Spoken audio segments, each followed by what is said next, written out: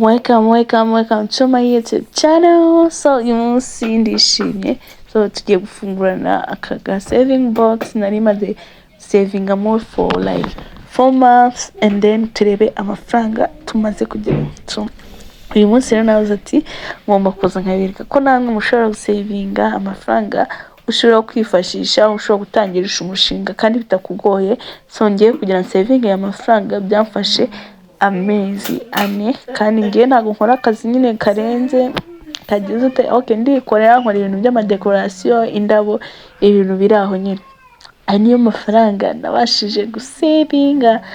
So nawe rero ushaka kubikora, gusa akantu nabonye gafasha, nabonye nyine gashobora kugufata like numva gashaka kukamena ngatangira ngo n'umushinga mbigisha n'aka kantu ntuzajya usavinga amafaranga nuko usavinga amafaranga gutyo gusa ngo urayabitse ngo ubyumve ko ufite amafaranga oya ujye yasavinga ufite intego uri kuvuga ngo ndi gusavinga amafaranga ngiye gukoresha iki kintu, ndi gusavinga amafaranga nshaka kugura iki kintu, ndi gusavinga amafaranga ari bumfashe gukemura iki kibazo.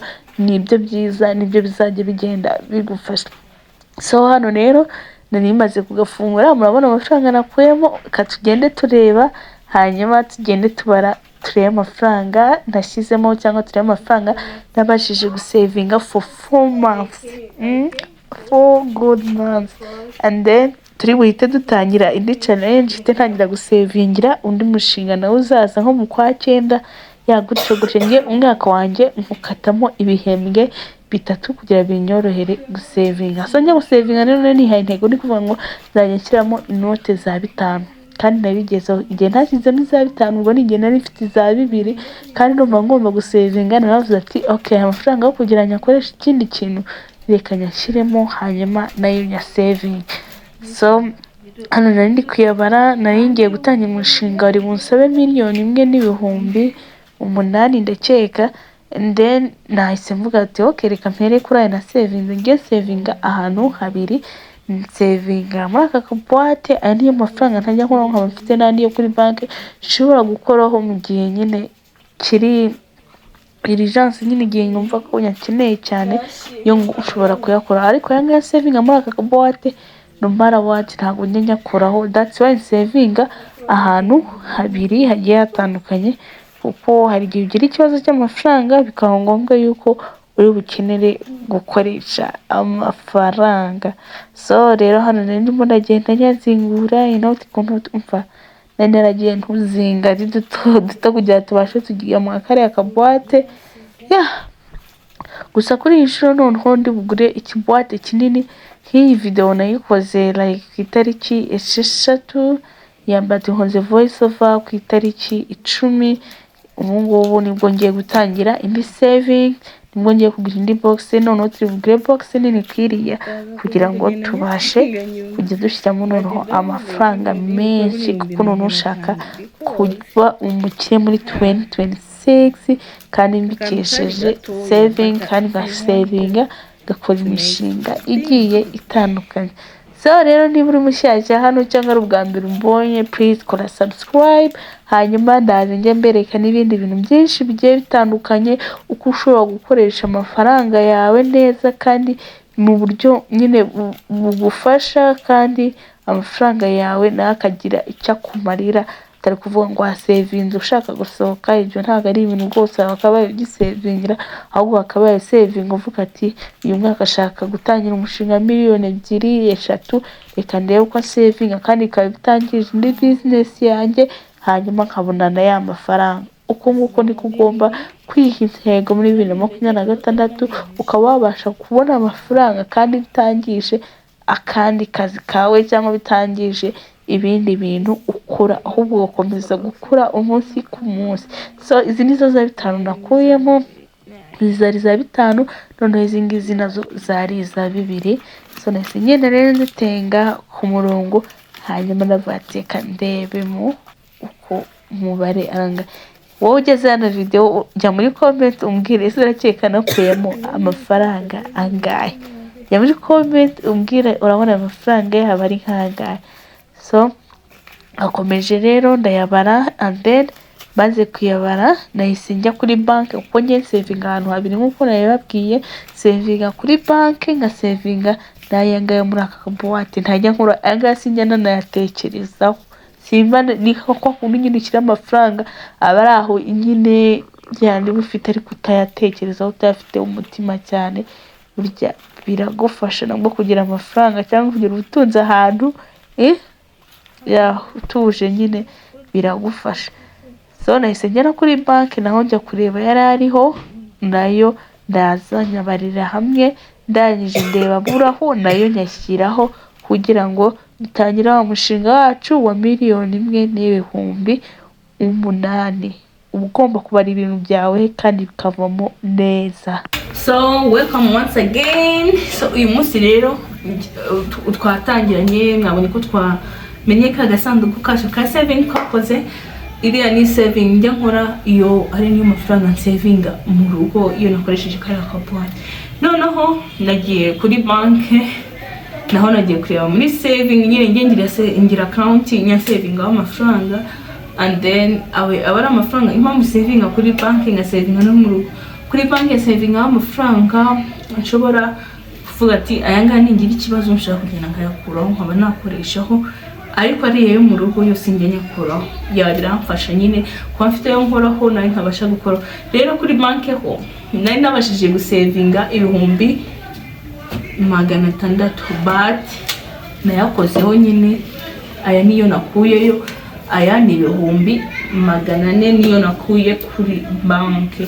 And then turashyiraho na bya 1,000 niyo twakuye muri ka gasanduku mukabona ko akifunyaraye, nasanzemo 352,000 mushyiraho aya 400. Ubwo urumva umezi 4 cyangwa 4 singo ageze mu 3 n'iminsi 6 kuko natangiye gusavinga mu kariya kantu ku itariki 3 z'ukwezi kwa mbere.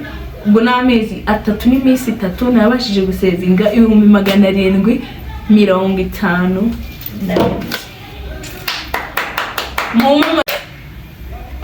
ahubwo rero nimaze kubibabwira naberetse ko ayangaya niyo nasavinze muri aya mezi 3 ashize. Yego ayangaya nawe wasavinga, ntabwo ari ibintu bigoye. Ntabwo nkora akazi karenze cyangwa ntabwo ngira akazi kagize, ngira akazi kanjye nkora ni service.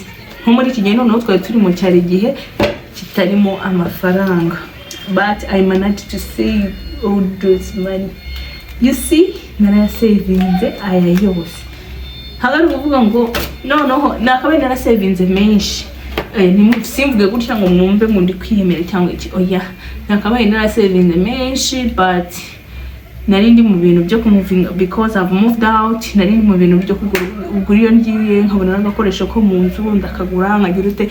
Ayo ngayo sinayabara kuko usanga ari menshi nakoresheje kurusha ayo nasavinze.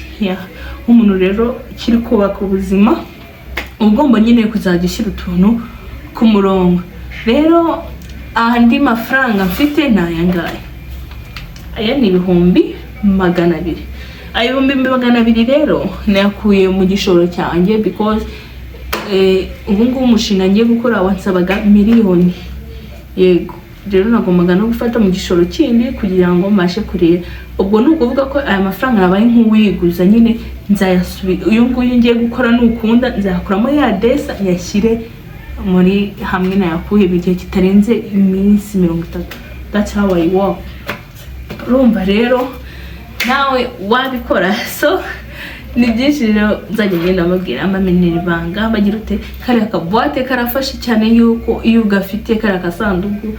For me ntabwo nyangatekereza wari amafaranga nakubitwa gute ntabwo ari igihe kijya kigera mwana ukajya down ugakena like ngiye noneho ngewe iyo nk'ikintu cyamfashe hawushaka kunuma mumbwira wampaye amafaranga nayo nkavuga ati okay ndayamuhereza kuko muri ako kanya nta ndi gukoresha. None ngiye gihe cyo kujya kuyakoresha mbwira ati umuhereze ya mafaranga nari ngiye kuyakoresha. Nabyo biramfasha buriya kuba amafaranga atari mu maboko yanjye ariko ari mu maboko mazima. Simabwira ngo mujye mugenda muhereza abantu mutizeye amafaranga. For me nizera mama wanjye, nizera we nta kibazo iyo nsaba nyefite nayamuhereza. So rero naya mafaranga na savinze n'aya ngaya n'ibyo ngibyo ngiye kuyakoresha. Nawe urabona ko abantu noneho bashaka kujoininga this challenge, shaka gutangira no ku kwezi kwa kane, ubwo nzatangira ku itariki 10. Ku itariki 10 nibwo ngiye gutangira ukwezi kwa kane kugera mu kwa 9. Niho target noneho 2M tugomba kuzigira, kuko ni igihe ni ukwezi kw'amafaranga, ni ukwezi nyine tuzabonamo akazi kenshi, ni ukwezi hazaba hari kubonekamo ibiraga. So ukuntu rero ngiye mbikora kugira ngo ari amafaranga mbashe kuyasevinga, ntabwo ari ukuvuga ngo mfite ngo buri munsi shyira amaya. Mbere nangira niho najya mvuga ati buri munsi ndajya nshyiramo 5, nkaza ntaba nabonye 5 nkabishyiramo, nyine intego yanjye ari 5, nkabonye ko namwe yari 5, naba nabonye 5 nkabishyiramo. Noneho hari igihe cyageraga nkayabona none, ariko jo nkasinyabone, noneho igihe no munsi mbona menshi kurusha yandi. Dore ikintu nakoze ni iki, navuze ati genda nyabonye cyose amafaranga ayo naba mfite ndi willing to save that money, nzajya nyafata nyashyiremo. Hari n'igihe nkora nk'ibihumbi 200 cyangwa nkabona nk'ibihumbi 200 gutyo, havuga ati okay reka noneho nshyiramo hari ibihumbi 100 na hari ahandi kuri konte shyiraho 100, cyangwa nkaba wenda nakoze nabonye amafaranga wenda mpuje n'ikintu ndungutse ngize hita mfata ngakoramo wenda igishoro, ayo nashoye yo ahita ajya ku ruhande, kuko ndongera nkayaranguza. Igishoro ngiye gihora nyine kimuvuye, noneho ngiye inyungu kinzaniye niyo nshobora kugabanyamo 2, imwe nkayishyira kuri konte, indi nkayishyira muri laboire. Noneho iyo nshaka kongera igishoro nabyo ni ibintu mpagutya n'ubu ngubu, ni ukongera igishoro kuko nuko shoye ahandi hantu hatandukanye na hahandi, kuko ibyo naranguye mbere ndacyabifite kandi ndakeka byo biracyari biracyuzuye. Rero icyo ngiye gukora ni ugutangira kandi gashinga ku ruhande, ndebe ko nako kajya kampereza udufaranga wenda hari aho. Ko muri iki gihe ntago wabaho ukora akazi kamwe, noneho natangiye kwibana ndimenya, ubwo urumva ibintu aba ari byinshi nyine, ugomba nawe kumenya ubwenge ukamenya ko ubije. Abantu rero bashaka kujoininga this challenge, nawe wagura kariya gasanduku, ntabwo kagura n'amafaranga menshi, nka kariya nari mfite narakuguze amafaranga 500 ariko kabaye gatoya, kuko nari nsigaye nshyiramo amafaranga akanga kujyamo kuko kari gatoya. Ubu ngubu ndi gushaka akagura 2,000, urumva ko ntabwo n'amafaranga menshi utatanga ku kintu ushaka, if you are willing to learn how to save.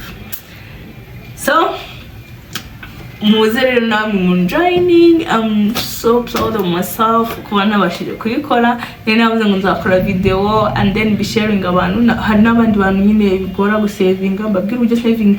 Anyway, siniki gusa ngemba no mu kimina, mfite n'ikimina mbamo, ariko ikimina mbarizwamo nge ntabwo dukora nka kuriya nyine ngo umuntu bafata amafaranga bakayahereza umuntu umwe bakagenda akayakoresha. No, we work nyine nka financial institute, like what, nka banki cyangwa iki, ushyiramo amafaranga aho maze amafaranga ushyizemo wikeneye nk'umushinga, nka gutya nshaka, nka gutya nkaya na savinze, naho nkeneye amafaranga hano ukagurira 3 nkuko nari kubibabwira. Wowe icyo ukora urabishyira kuri rate iriho, twege tugira rate ntoya, that's why nyine bigufasha ko ufite aho ubarizwa cyangwa ufite ikimina ubarizwamo. Nawe rero niba iyi video hari ikigufashije cyangwa hari icyo wigiyeho, please kora kuri subscribe, hanyuma mujye muri comment mumbwire ikindi kintu mwifuza kumenya, ikindi kintu ushaka ko tuzakora kuri iyi channel, because ndi hano kugira ngo dufashanye, kugira ngo dukire tubabakire kandi mu nzira yoroshye gake gake. Ntabwo nzaza mbabwire ngo ushobora gukira mu ijoro rimwe cyangwa iki, ahubwo nzajya ngenda mbereka uko ushobora kugenda iyo ukoresha ubutunzi bwawe cyangwa amafaranga yawe make ufite, hanyuma bikaba byagufasha kugira ikintu ugeraho. So urakoze rero kubana nanjye, so thank you for watching, see you in the next video kandi bye, ndabakunda cyane.